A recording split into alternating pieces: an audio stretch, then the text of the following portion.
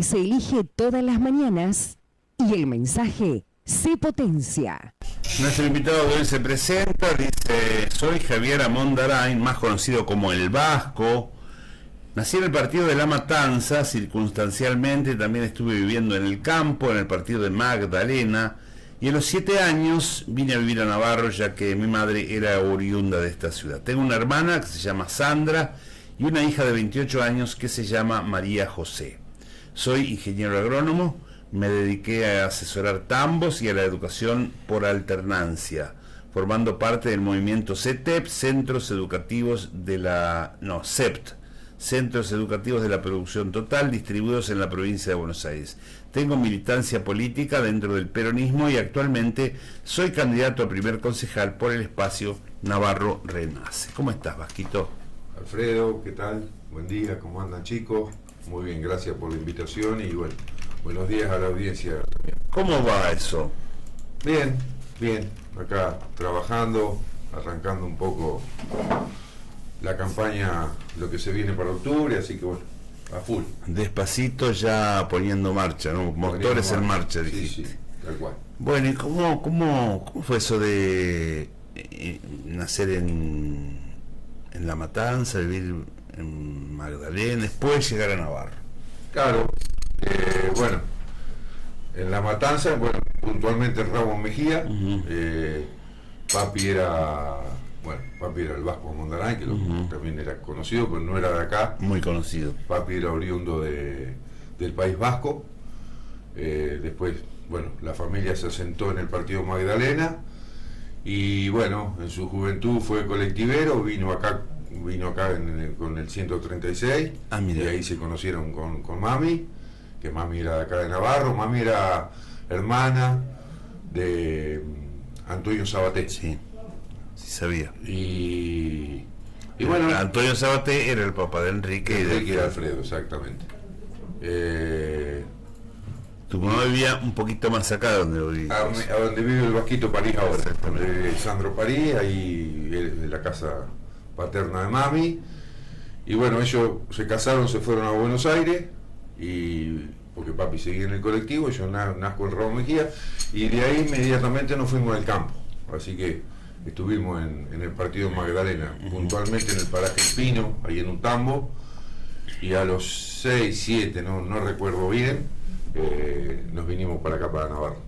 Definitivamente, porque justamente tío Antonio murió, abuela se quedaba sola, esas cosas de las familias antes, que bueno, entonces acá claro, tu abuela vivía en la casa que yo te estoy planteando. Mi abuela, claro. Exactamente. Y mi abuelo murió creo que en el 69 también, que era un árabe que vendía ropa en el campo. Sí, ¿Te acordás también? Sí, también me acuerdo, sí. Vasquito, y bueno, ¿y cómo fue tu llegada a Navarro? ¿Que te encontraste acá? ¿Tenías alguna expectativa? ¿Tenías algún vínculo? Y era muy chico, ¿viste? Muy chico, enseguida me hice de amistades, el primer amigo. O sea que no fue traumático. No fue traumático. El primer amigo fue Fabián Monfilio, que bueno, ya fallecido.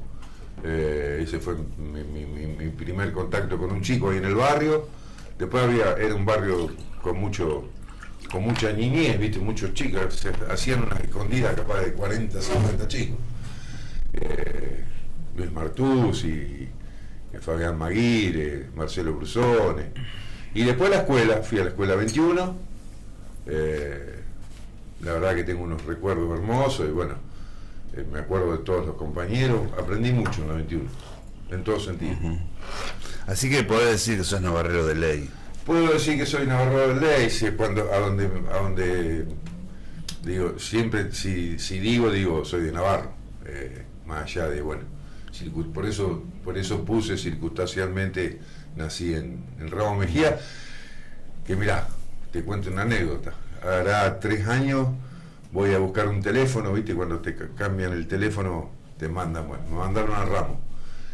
Yo sabía que había nacido en la clínica Goñi, pero ni sabía dónde ese estaba. Era todo el dato que tenías. Todo el dato que tenía. Dejo el auto en un estacionamiento, de ahí me voy a buscar el teléfono. Cuando vuelvo, había una señora mirando una vidriera y le digo: señora, la clínica Goñi. Y me dice: mira, hace 1,5 cuadras a donde hay un estacionamiento. Dejé el auto estacionado donde nací.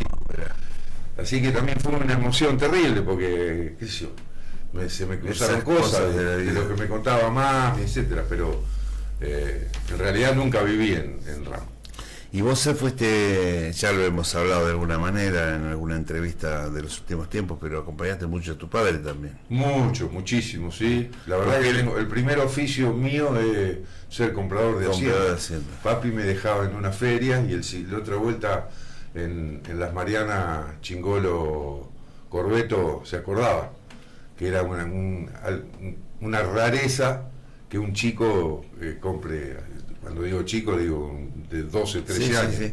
Pero, a ver, ¿cómo llega el Vasco, tu papá, a ser comprador de Hacienda? Cuando vino Canavarro, no sé cómo, cuando vino Canavarro, y bueno, empezó a comprar en un frigorífico, que recuerdo que Edgardo, tu papá también, tu papá compraba para el Mitex, sí, claro, y papi para el Salto. Entonces, bueno, iba al mercado a la mañana temprano y después hacía los remates feria que... Él iba todos los días todos los días al mercado, o casi todos. Sí, sí. Y bueno, y después la feria que capaz que había en la zona, había 3, 4 ferias. Sí, sí. Acá en Navarro había por mes... El 13 y el 27. Los 13 y 27 guardias, los 2 y 21 Machiotti, los 10, los 28, los 10... y no me acuerdo el otro, eran 4 ferias de Villacampa, era toda una movida, aparte lo que representaba la movida para la gente del campo, era un día de encuentro social entre la gente del campo, era muy lindo. Y yo andaba con papi de chico siempre. Y entonces, ¿y él qué instrucciones te dejaba? Dice, quiero comprar... Al principio me dejaba instrucciones y después ya no, ya me decía, bueno, hay que comprar conserva para Egipto o para Rusia en aquel momento, la vaca china de ahora, sí. O sea, la vaca descarte, la vaca vieja, la vaca conserva, ahora se exporta a China, antes se exportaba a Rusia. Así le llaman ahora la vaca china, sí. Así que bueno, eso y entonces decía, bueno, hay que comprar más o menos el precio ¿viste? Y bueno, y yo me largaba y compraba. Obviamente que había una cierta mano del rematador, claro, hacia el pibito que estaba. Además me hacía amigo de todos los otros compradores, que era medio como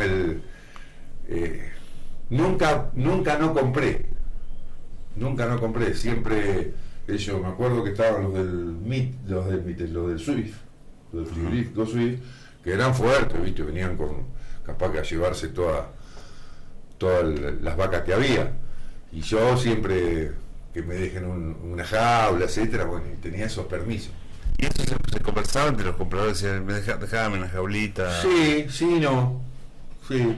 se conversaba, pero bueno, muchas veces había mucha demanda. Por eso dependía también del contexto. Pero demanda había que decir. Claro. Lo que pasa es que eran trabajadores que estaban todos los días juntos. Claro, sí. Estabas hoy en una feria, mañana te encontrabas en la otra, pasado en otra.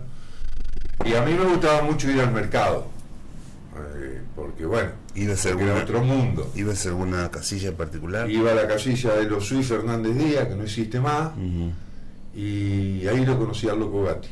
Ah, mira. Que fue en mi infancia fue una de las cosas más emotivas. Justamente ayer le inauguraron una estatua, creo que fue en la cancha de Boca. Ahí lo conocí al Loco en persona. Y tenés ese recuerdo como muy fresco. Muy fresco. No, porque ellos vendían en invernador, ellos eran invernadores en Carlos Tejedor, y vendían en el mercado en esa casilla de los Suiz Fernández Díaz. Y yo recuerdo que papi siempre me decía que lo veía el Loco cada tanto. El Loco sabe venir acá a la casilla. Claro. Y un día estábamos en la casilla, aparece un Loco, casi me muero, ¿viste? Porque, bueno, y ahí papi, no sé, que es de Boca, que todo lo otro. Así que bueno, esos recuerdos. ¿Te sacaste una foto, no? No, y en esa época. Claro. En esa época. ¿De qué año hablamos? Y estamos hablando del año 78, 79, sí, 77. Claro, bueno, ¿quién tenía una cámara ahí en esa? No, bueno, teléfono por supuesto que tampoco. Y después me fui a estudiar a la secundaria Bolívar Larrea. ¿Y vos pensaste que ibas a ser comprador de Hacienda?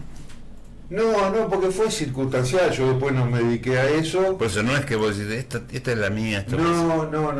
No, pero me salía natural, Sí, era algo que yo lo naturalicé como algo que me estaba pasando en ese momento. Y entonces después te fuiste a estudiar. Después me fui a estudiar a la secundaria Uribe Larrea, y también, por supuesto, yo venía los fines de semana, y si el sábado había una feria, iba. Y bueno, también ahí yo tengo la mayoría de mis compañeros. Este año cumplimos 40 años Ah, mirá. de egresado, y nos juntamos en general 2 o 3 veces por año, así que seguimos la relación después de 40 años. Nos egresamos en el 83, y mi compañero de acá de Navarro fue Javier Recaite. Javier Recaite, estudiamos juntos, así que con el flaco también tenemos historias de ir a dedo, venir a dedo, siendo muy chicos, ¿viste? Linda experiencia esa. Linda ¿no? experiencia. Vas La que- verdad la volvería a repetir. Ajá. Y eso después te dio la posibilidad de seguir estudiando. Y después hice ¿qué hice? Hice la colimba después, como Dios manda, si te tocaba número alto. ¿Y no dónde sé, la tocó? colimba. Me tocó en el sur un tiempo, y después en Buenos Aires, en el edificio Libertad, en Infantería de Marina, ¿De qué hablamos? de año 84. 84 parte del 85, después, como no pude entrar en la facultad en el 85 porque salí de la colimba creo que en junio, estuve trabajando en la sociedad rural, en el control lechero de acá de Navarro, de lo cual tengo muy lindos recuerdos de la gente, del laburo, aprendí mucho. Me acuerdo, bueno, Jorge Cerventi, Jorge Dairó, Carlitos Caro, bueno, los muchachos, los controladores, Nito Causade, Carnevali. Mediados de la Rosa, época del 80. mediados de la década del 80. Ujú. Y después de ahí, bueno, ya en el 86 me fui a estudiar agronomía en La Plata. Y bueno, lindo. buena experiencia. ¿Cuándo decidiste militar en política?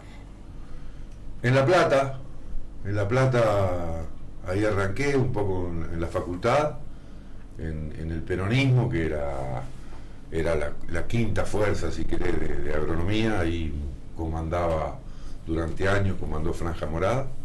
Y era fuerte Franja Morada. Era muy fuerte Franja Morada, muy fuerte la izquierda, y bueno, había ahí un grupo de la juventud universitaria peronista que bueno, participábamos muy por el costado, porque siempre en las elecciones perdíamos por paliza.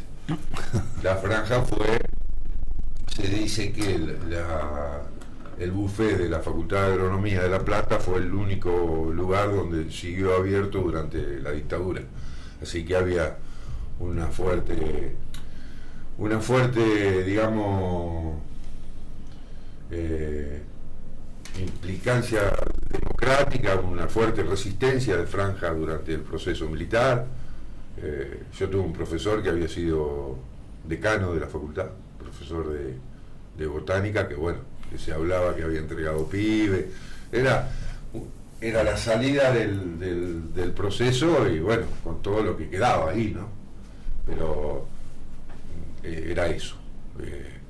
Y uno, cosas que le llamaban la atención, cosas que no, porque uno no vivió, yo por lo menos, mi generación, vivimos el proceso en la secundaria. Yo, imagínate, el proceso en el Don Bosco Uribe Larrea, nunca me enteré. Claro, nunca te enteraste. Por lo único que me enteraba, por mami. Mi mamá era una mujer especial, Maruca. sí, muy instruida, no sé si formalmente, porque había hecho primaria, pero muy instruida y muy pensante, mami. Por eso me hice peronista, porque ella me hizo peronista. Y mami me decía, en el 78, en el Mundial, cuando ganamos el Mundial, en casa estaba Pirulo Herrera, Don Lesa enfrente, no sé si te acordás. Sí, claro. Papi, un tío hermano de mami, yo, mi hermana Sandra, seríamos 6 o 7. Miramos el partido y salimos a festejar. Y mami me dice, sos muy chico, yo tenía 13 años, pero andá a festejar, pero este país no está para festejar, porque acá están pasando cosas. Yo no entendía nada, ¿viste? Bueno, y después me fue hablando Así que ella tenía una conciencia o sea, de que en Argentina estaban pasando cosas. Y qué cosas, ¿no? Vasco, y después, ¿cómo acentuaste tu militancia? Porque eso, bueno, militancia estudiantil. Sí, bueno, después yo me recibí y me fui a vivir a Mercedes, porque bueno, empecé a trabajar en las escuelas de alternancia, puntualmente en una escuela de alternancia en Mercedes, que en el año 92, 93, yo me recibí en el 92, creo que fue en el 93. Hace 30 años que vos estás con esto de las Yo escuelas. hace 30 años estoy militando con el tema de las escuelas de alternancia. Ahora este año paré un poquitito por esto de la campaña, pero bueno, de alguna u otra manera sigo. Fui compañero de Sandra Canata durante años. Digo Sandra Canata porque está acá en la mamá de la abuela Fred. Y bueno, ahí también un poco, hasta inclusive me invitaron para que forme parte del gabinete de Carlos Selva en su primer mandato, que 2003. fue a partir del 2003. Y después, acá en Navarro, allá por el año 2005-2006, con Daniel, con esa intención de, vamos a juntarnos, porque se empieza así, con el Vasco Basterrechea, Fernando La Regina, un poco fue el primer grupo del Vasco Basterrechea, cuando digo el Vasco Basterrechea digo Pepe Basterrechea, sí. Un grupo, el primer grupo que en su momento decidimos acompañar a Santiago en las elecciones internas del 2008, que era Santiago por un lado y Carlito Tomati por el otro, que Carlito Tomati, pero digamos el líder de ese espacio era Luciano Vitela. Y bueno, y ahí acá en Navarro no paramos más, después pasa lo que pasa, nosotros decidimos independizarnos, en su momento no tan formalmente, y bueno, ahora con la constitución de este partido, que la agrupación municipal Navarro Renace, así que somos otra fuerza diferente, u otra fuerza más allá del radicalismo y del peronismo de Navarro, que no quiere decir que nosotros no seamos peronistas. Ah, no, ustedes son peronistas. Y nosotros no, sí, porque somos muy están peronistas. siempre por fuera. Claro, no, bueno, pero porque era imposible por dentro, porque justamente pasó. Va a ser. Y viste cómo son los muchachos que a veces se olvidan de presentar alguna lista en el PJ, viste, es todo un tema. Pero así bueno, que ustedes dijeron ya está, ahora somos libres. Ajá. Y hablame de tu hermana, que hace mucho que no la veo. Mi hermana, mirá, el sábado mañana voy a estar con ella, me voy a buscar a mi hija a La Plata y nos vamos a Los Andes y nos quedamos hasta el domingo. Bien, viene muy poco, cuando viene a lo mejor al cementerio, sí, a visitar claro. la Cookie Mena, que es muy amiga. Como siempre ocurre con las cosas Que no viene. ¿Hace mucho que no la ven? muchísimo. Sí. Ella vive en Castelar, está casada, tiene 2 nenas, docente jubilada, se dedica a la pintura ahora, que según los que saben dicen que pinta muy bien, así que nada, bien Sandra, bien. ¿Y tu hija? Mi hija vive en La Plata, se dedica al arte, estudia Bellas Artes, tatúa, hace todo lo que es estética, digamos, está en ese palo, y le gusta mucho también el tema de la literatura y todas esas cuestiones de las letras. Y bueno, pero ella un poco vínculo con Navarro, digamos. poco vínculo con Navarro, viene a Las Perdidas, sí, viene y bueno. Su ámbito es La Plata. La Plata, es platense. Ah, es platense. Es platense, sí, es platense. Bien. Sí. ¿Cómo ves a Navarro? Y bueno, como decimos, más allá de lo personal, yo esto lo digo como espacio político, yo creo que se pueden hacer las cosas diferentes, muy diferentes, y hay muchas cosas para hacer que en Navarro no se hace. Mirá, el miércoles recibimos la visita de Eduardo Serrá. Eduardo Serrá es un referente a nivel mundial de agroecología, un ingeniero agrónomo, un tipo que asesora campo agroecológico, En Argentina hay 300.000 hectáreas agroecológicas, 300.000 hectáreas.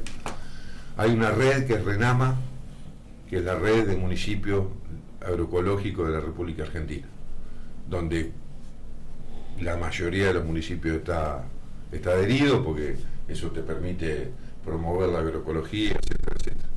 Navarro, cero con eso. Por decirte un solo ejemplito. Yo puedo hablar mucho de lo que es la promoción del desarrollo rural, etcétera, y en Navarro Cero. Cero. ¿Por qué es no, eso? 10, 20, cero. ¿Por qué es eso? No lo sé.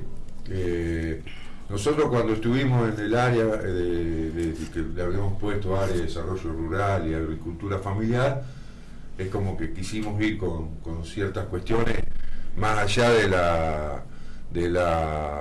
que te hagan una guía o que una guía de traslado o que te controlen la cotorra, digo, promover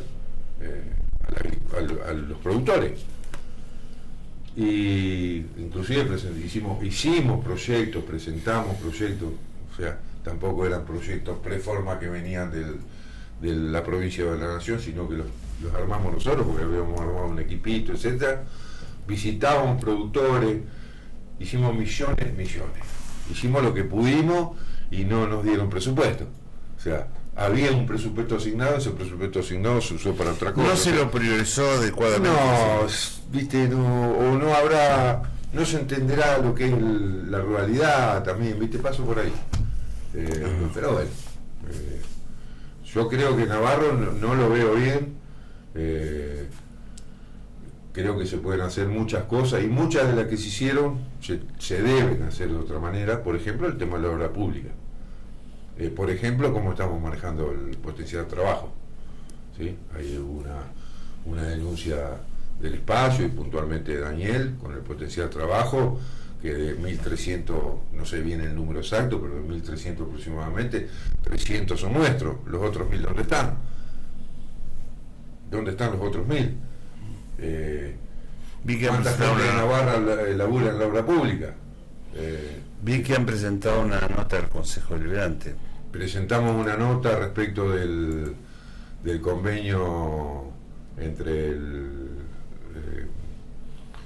no me acuerdo el ente. Bueno, el ente de conectividad con ENACON. El ENACON con esa digital, que es el RCO, y nosotros estamos pidiendo una nota de informe que nos digan por qué con una empresa privada y no con las instituciones que son cooperativas, además que pueden brindar el mismo servicio, que son Copesna en este caso y Amazonas Las Marianas. Nos parece una falta de ética y una barbaridad, digamos, no haber hecho participar a la cooperativa,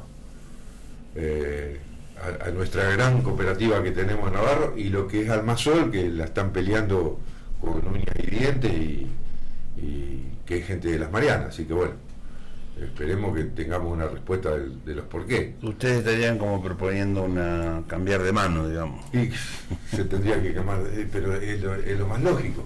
Vos tenés gente que hace lo mismo, pero que somos de acá. La cooperativa de acá somos prácticamente todos, digo, no estoy inventando nada.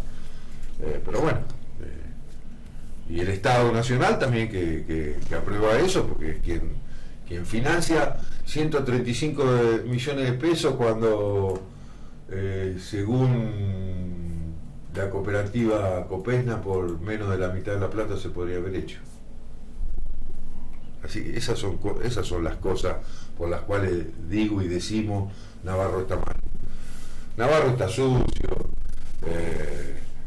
se sigue inundando, ¿no? Digo, estamos igual que hace 40 años. Vasco, ¿algo que vos quisieras decir que yo no supe preguntarte? No, que